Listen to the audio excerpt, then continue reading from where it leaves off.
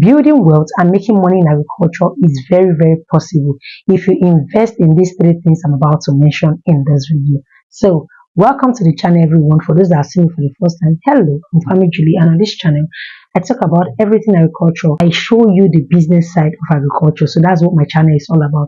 If you're looking for ways to make profit from the agriculture business, or you want to learn, you don't have an idea on how to get started, check out all my videos on this channel, and I promise you will definitely get value.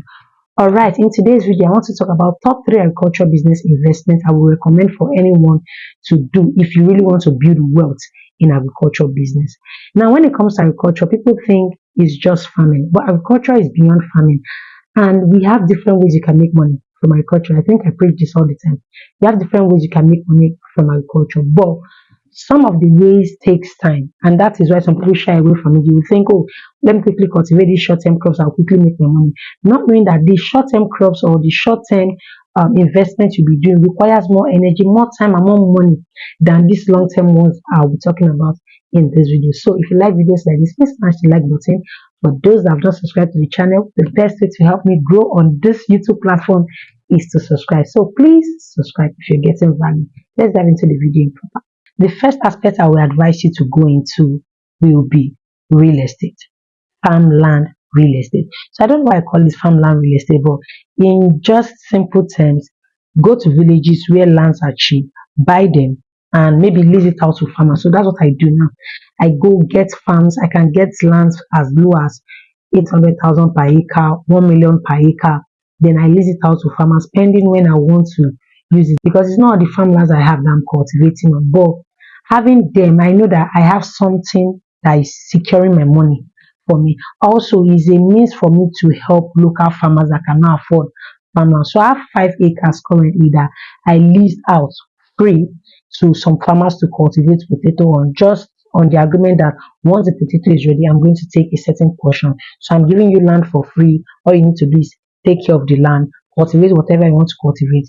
If you like, give me a portion. But for this particular 5 acres, why I asked them to give me a portion of potato was because the land I wanted to use to do something before. But because of funds, when I did my calculation, the setup, the management, I saw that the funds I have cannot go through the whole 5 acres. So I decided to pen the project till next year. So instead of leaving the land like that, I asked them to start cultivating on it. Another reason why it's good for you to give it out to farmers to cultivate, especially if you've not done fencing of the land, is it helps protect your farmlands. Okay, so what it does is, instead of all this wahala, after selling that to you, they'll come and say they want to resell it. The farmers there will tell you that no, it's their auntie own, it's their mommy, you know, that kind of thing. So the very first place that I will advise you to put your money in is in farmland. Yes, get farmland. Now, the juicy part of getting farmland is if you are getting a farmland for 1 million naira, in the next 6 or 7 months or a year, you can sell that farmland for as high as 4 million, 5 million naira. So that is, if you want to build wealth, you can look into this option. Now that we've gotten our farmland, the next one to do is to invest in long-term crops, in cash crops. I think there's a reason why they call these crops cash crops, because now I'm beginning to see that these crops actually give us millions of naira on the long run without us knowing. So my next aspect that I would advise you to do is invest in long-term crops, trade crops, cash crops. These are money-making machines. Now, I am saying investment. When we talk about investments, you know that investment is a long-term thing. It might be 3 years, it might be 4 years, it might be 10 years, but at the end of the day, you will get your return back and your money back secure. So these are just secure investments in agriculture that you can do. So don't say, Julie, all these ones, the risk are very, very, very low. Like you getting a farmer, I've told you how you can protect it. Give it to farmers, let them work on it. For cash crop, plant trees on it. You can plant cashew, you can plant oil palm, you can plant these stick trees that they use. You can plant even so. This video is making me to say something that I thought would be a secret. There is this business that is not really common in the digital space, but it's very, very common offline, and that is the sawmill business. So I'm going to be teaching that in my class, but this particular class is just for investors, people that want to invest millions of naira in agriculture. Next year, I'll be giving you 10 different aspects that you can invest your money other than And one of them that I brought out was sawmill business. So I'm going to talk about that in that class. So if you're interested, you can register. The class starts next year. Actually, we have to launch next year. This sawmill business is not really talked about online, but it's one of the business that gives people millions. Often, I've studied the business for the past 3 weeks, and I can tell you that if you have land, plant trees. That's what I would just say. So invest in tree crops, invest in cash crop. These things will give you your money back on the long run.